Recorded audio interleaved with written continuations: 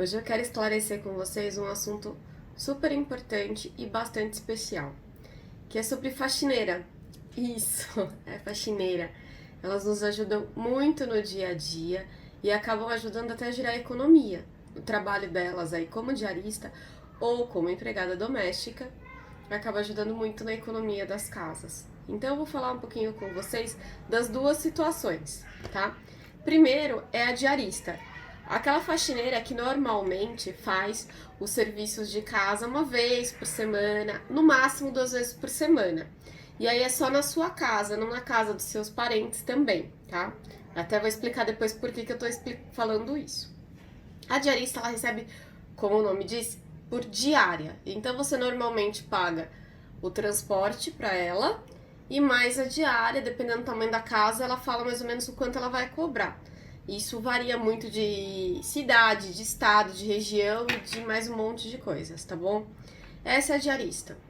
E aí ela precisa contribuir para a aposentadoria junto ao INSS como trabalhadora autônoma através de um código específico do INSS. Porque tem 2 códigos no INSS que ela pode se aposentar. Um que ela vai recolher através daquele famoso carnezinho laranja, que agora você não precisa mais comprar o carnê. Você pode ter através mesmo da internet, fazer os boletos e pagar, ou até agendar através dos aplicativos, dependendo do banco que você tenha. Mas vamos voltar lá pro código. Tem 2 códigos do INSS. Um que você vai ter direito à sua aposentadoria. O outro que você vai ter direito também a benefícios como auxílio-doença, no eventual caso de doença, se precisar se afastar e não conseguir mais, tá? Mas isso é como se ela fosse uma autônoma. Não precisa ser MEI, não precisa gerar uma empresa, né? Criar um CNPJ. Até porque muitas diaristas são inclusas no auxílio Bolsa Família. E aí, através desse auxílio, ela consegue complementar a renda de casa, fazendo bicos normalmente, como faxineira, passadeira de roupas e mais algumas outras coisas, ficando às vezes até com os filhos da vizinha para ajudar na renda de casa, né? De maneira informal aí, mas que ajuda bastante aí na renda de casa, que a gente sabe, ainda mais na situação de hoje, como é difícil manter as contas em dia. Mas voltando agora para outra situação que eu falei, que é da empregada doméstica. A empregada doméstica, ela teve os direitos prorrogados desde a emenda constitucional de 2013. Putz, Carol, o que é isso? A emenda constitucional, ela ampliou. É uma lei criada para ampliar os direitos da nossa Magna Carta, que é a lei maior do nosso país, que é a Constituição Federal. No artigo 7º, prevê todos os direitos do trabalhador seletista e no seu parágrafo único fala os direitos para empregado doméstico. Ou seja, empregado doméstico não é seletista, apesar de ser obrigatório o registro na carteira de trabalho.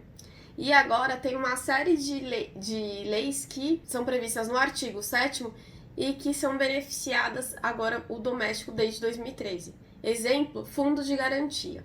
Através do portal e-social, o empregador registra o seu empregado doméstico. E aí, empregado doméstico, a gente tem uma gama de empregados. Pode ser faxineira, pode ser o porteiro, às vezes tem casas em que tem porteiro, o motorista, a babá, a cozinheira, a passadeira e por aí vai. Todos que trabalham no ambiente da casa de alguém, mas que essa pessoa não gere renda. Então, como o trabalhador seletista, ele gera renda para a empresa. O trabalho dele acaba gerando que a empresa tenha finalidade lucrativa, mesmo que não tenha finalidade lucrativa. Mas o empregado é para isso. Já o empregador é para suprir algumas necessidades daquela família, o empregado doméstico. Então, por isso, ele tem aí direitos reduzidos em comparação ao seletista, mas tem diversos direitos. Então, o empregador, ele vai pagar através do portal do e-social uma guia única. E nessa guia ela vai conter não só o INSS, mas também o fundo de garantia. Ah, tá bom, e aí? E aí que temos um problema e que foi suprido através dessa guia. O problema da multa dos 40%, porque você imagina, um doméstico normalmente trabalha muitos anos para aquela mesma família e aí a família às vezes aposentou ou os filhos cresceram e não mais precisa de babá, enfim. O que vai acontecer? Essa pessoa vai ser dispensada depois de 20, 30 anos de trabalho. E aí vai gerar uma multa de 40% sobre todos os depósitos fundiários. Então imagina 20 anos de depósitos fundiários para uma pessoa que não gerava lucro para aquela família, né? Que era uma pessoa aí que trabalhava dentro do seio familiar, pagar uma multa de 40%. Às vezes é muito mais do que o próprio patrimônio da pessoa. Então, o que acontece nessa situação? Não precisa pagar uma guia de multa de 40%, porque todo mês o empregador doméstico recolhe 40%. Sério? Sério. Então, todo mês, ao invés dele recolher 8% do fundo de garantia, que é referente ao salário, ele acaba recolhendo 11,3%, se eu não me engano, por cento. É 11 um quebradinho. E aí, esse valor, ele fica lá na conta do empregado. Tá, Carol, mas e agora, se ele pedir as contas, como é que fica? É informado ao governo, tá? Através mesmo do portal e-social que ele pediu desligamento e não que ele foi mandado embora. E aí é liberado apenas os 8% do fundo de garantia. O empregado doméstico é o único empregado, tá? Por isso que tem as características diferentes do seletista, que consegue sacar o fundo de garantia quando dá ruptura do contrato. Então ele vai sacar, só que ele vai sacar 8% e não os 11,3% que eu falei anteriormente. Agora, se ele for dispensado das atividades, aí sim, ele vai receber o total. E a diferencinha, Carol? A diferencinha volta para o empregador doméstico, tá bom? E aí volta através de diversas formas, volta através de crédito no e-social ou até mesmo para ele sacar esse valor e transferir para a conta dele esse valor, tá? Então, assim, o empregado doméstico tem direito a férias, tem direito a 13º. O empregado doméstico também tem direito às horas extras. E aí é um ponto crucial. Como a gente faz o apontamento das horas extras? E se eu entrar com uma ação trabalhista, como que eu comprovo as horas extras trabalhadas? Diversas formas, tá bom? O que a gente orienta para todo mundo é que vocês tenham uma folha de ponto em que a pessoa vai anotando, sem ser, a folha de ponto sem ser britânica, tá? O que é britânico? É você entrar todo dia às 8, sair todo dia às 7, das 17, aí depois você faz o almoço do meio-dia a 1, tudo certinho, tudo redondinho. Esse horário britânico não serve, a gente é brasileiro. Então, se entrou 7h55, vai colocar 7h55. Se atrasou, entrou 8h10, vai colocar 8h10 da manhã. Assim no horário de almoço e no término do almoço e também no término da jornada. Vamos colocar todos os horáriozinhos certinho na folha, com a assinatura do empregado e do empregador. Tá, mas eu estou sendo obrigada a anotar o ponto errado. Através às vezes do cartão, que tem alguns prédios, né? Você consegue anotar a sua entrada e saída. Você consegue através das testemunhas, que normalmente é os porteiros, as faxineiras dos prédios. Todo dia, normalmente, você pega o ônibus no mesmo horário. Normalmente, você sempre... O ser humano tem rotinas, né? Então, por exemplo, você sempre compra carne às terças-feiras naquele mesmo horário, porque é o horário que você acabou de sair do trabalho. E por aí vai.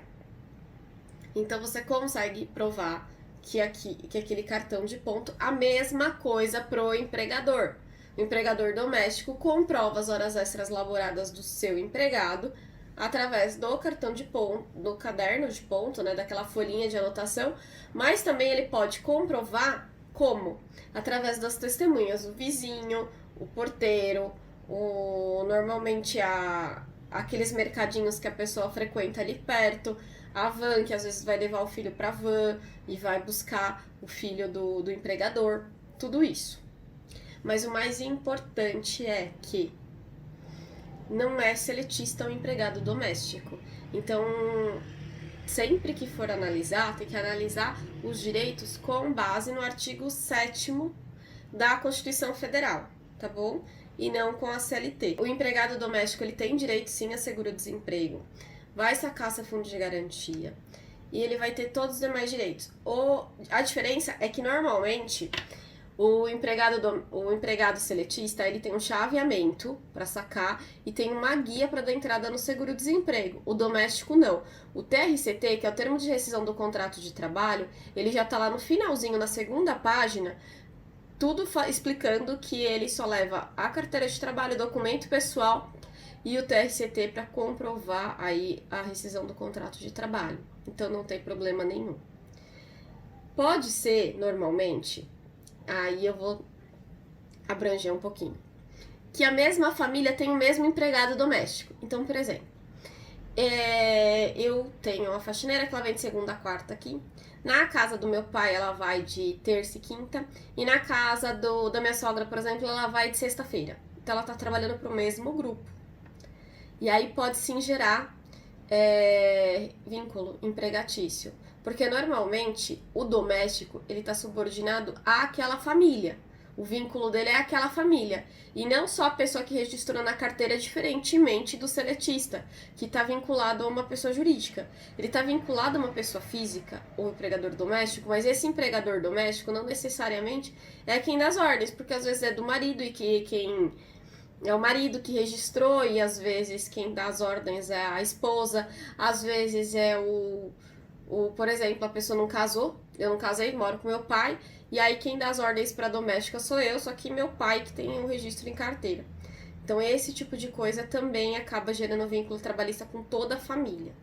Uma outra coisa importante, empregador doméstico a partir do terceiro dia trabalhando na mesma residência, tá? Ele gera vínculo trabalhista também. Então precisa registrar na carteira. Uma coisa que sempre confunde e que as pessoas às vezes fazem errado é o seguinte: contrato de experiência precisa ser registrado.